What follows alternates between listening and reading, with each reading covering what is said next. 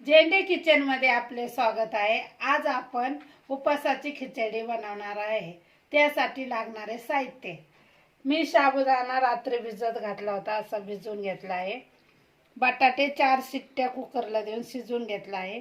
हिरव्या मिरच्या तुमच्या आवडीनुसार, मीठ चवीनुसार, शेंगदाणे मी भाजून घेतले आहे, ते आता आपण मिक्सरला लावून शेंगदाणे मी मिक्सरला लावून घेत आहे बारीक कुटून।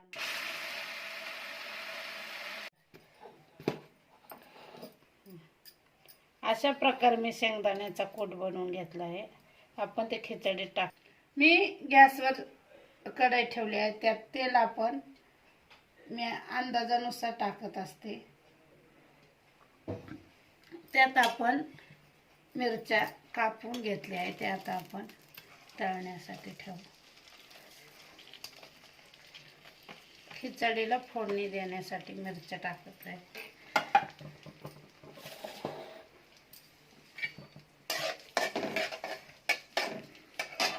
तोपर्यंत मिरच्या व्यवस्थित आपण बटाटे सोलून घ्यायचे, चांगले बारीक कापून।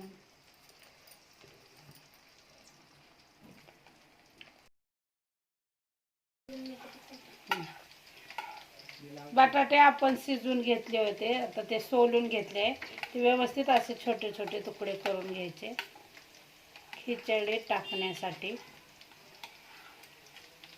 मी असे कापून घेत आहे व्यवस्थित।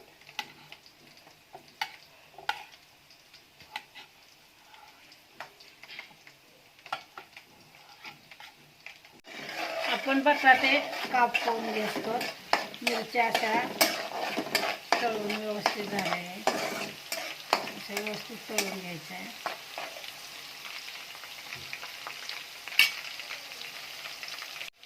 मिरच्या आपल्या व्यवस्थित तळून झाले आहे, आता आपण त्यात बटाटा कापून घेतला टाकून घ्यायचा।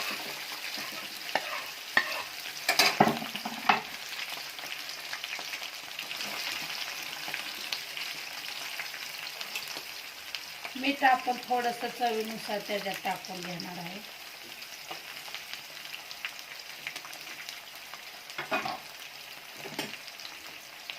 व्यवस्थित ते हलवून घ्यायचं आहे।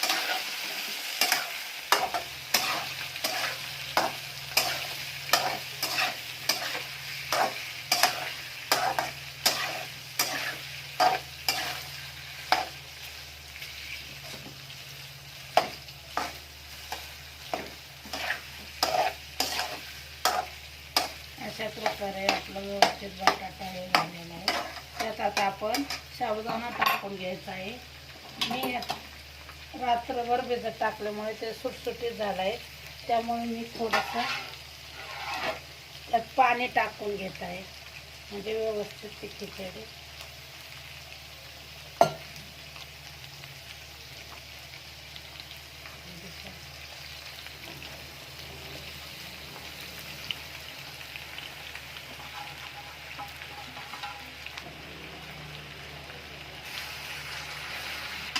व्यवस्थित हलवून घ्यायचं।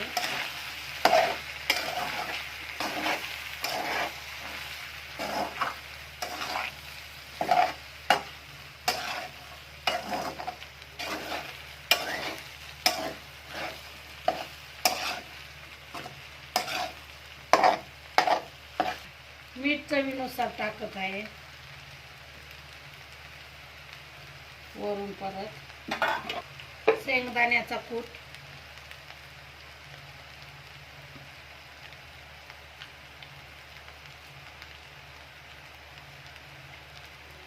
व्यवस्थित असे हलवून घ्यायचे।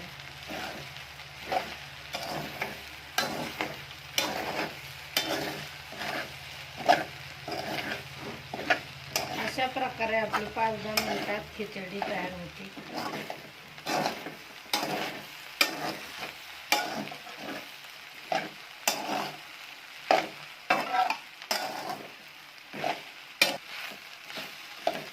अशा प्रकारे आपली व्यवस्थित खिचडी हलवून झाली की आपण मंद आचेवर झाकण ठेवून 5 मिनिटं खिचडी तयार होईल। अशा प्रकारे झाकून ठेवायचे 5 मिनिटं। अशा प्रकारे आपली खिचडी बघा तयार झाली आहे. ते तुम्ही दह्यासंग किंवा असे बी खाऊ शकता.